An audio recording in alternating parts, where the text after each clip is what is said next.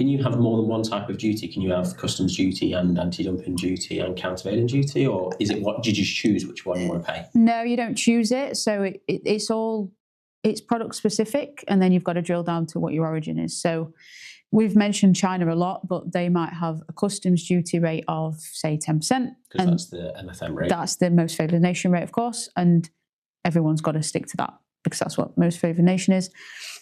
And then it might have a safeguarding duty on it as well. So there's just because you've paid one doesn't mean you've not got to pay the other. Okay, and they all stack in effect. Yeah. Back to the big three: countervailing, anti-dumping, and safeguarding duty. I've heard provisional and I've heard definitive. What's the difference? So one is potentially going, they're just reviewing it basically. So provisional, they're reviewing it to see whether they do need to implement those duties or whether the domestic market is safe as such. Okay. So while they're doing an investigation, usually about 6 months or so. There can be extensions, but generally after about 6 months, they can make the decision as to whether they need to make it a definitive. So if it's provisional and it turns definitive, I've already paid the duty and that's that. What happens if it's provisional and they decide that there's no disruption to the UK market? Will I get mine back? Yes, you can make a claim to get that repaid. Oh, that's good. If you so need to. On paying duties, how do I actually pay the duty? Can I pay by card? Is it cash? So each country is different, to be fair. So let's take the UK. At EORIM, we advise traders to get their own deferment account if they are going to be importing goods that attract duty. It makes it much easier at the border, and especially when EORI are using simplified declarations and on supplementary declarations, having a deferment account to pay duties is mandatory, because the other option is a CDS cash account, which has to be paid at the frontier, and that's almost you have to top up. More of a pay-as-you-go type thing. So deferment account is on direct debit, cash account is as and when you need it, and instant. So I have to have the money in before it moves.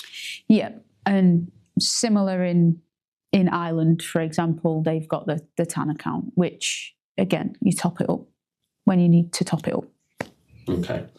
Now, say I've overpaid duty, maybe not provisional, but I've overpaid duty because it was misclassified. Can I have that back if I realise I've made a mistake?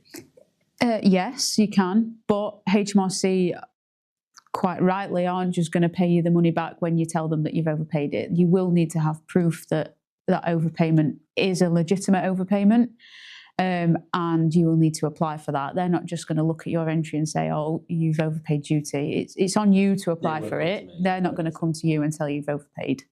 I think that covers it for my questions. Have you got anything else you want to tell us about customs duty for myself or traders, what they can do, how they can reduce their duty liability? I think it's a vital takeaway is to make sure that you classify your goods correctly. And if you're unsure how to classify your own goods, there are like HMRC choices. So you can get an advanced tariff ruling, for example, or binding tariff information if you're in the EU or Ireland. So classification of goods, as we spoke about, the 3 pillars is vital. In terms of origin, it's important to remember that origin is not always just where the goods came from. So we get a lot of goods maybe transiting or maybe stored in a warehouse somewhere. So special procedures can potentially defer the duties until a later date if you so wish to go down the special procedure pathway. But we get a lot of goods that maybe are stored in warehouses in France before they get shipped onto the UK. So just because they've then been dispatched from France doesn't necessarily mean they're French origin, and therefore they might not be able to get preferential agreements. And last one is valuation. We do see a lot of goods that potentially might be undervalued or even overvalued. You don't want to overvalue your goods. You're going to pay more duty than you need to, and in turn VAT as well. So you pay VAT on imported goods, and the VAT that you pay is on the duty. Yeah. So those 3, make sure your goods are classified correctly. Make sure that you are valuing your goods as they should be valued. There are the valuation methods to help with that. and origin. Make sure that the origin is spot on.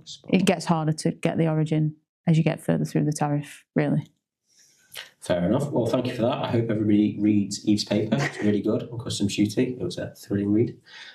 Thanks for that. No worries.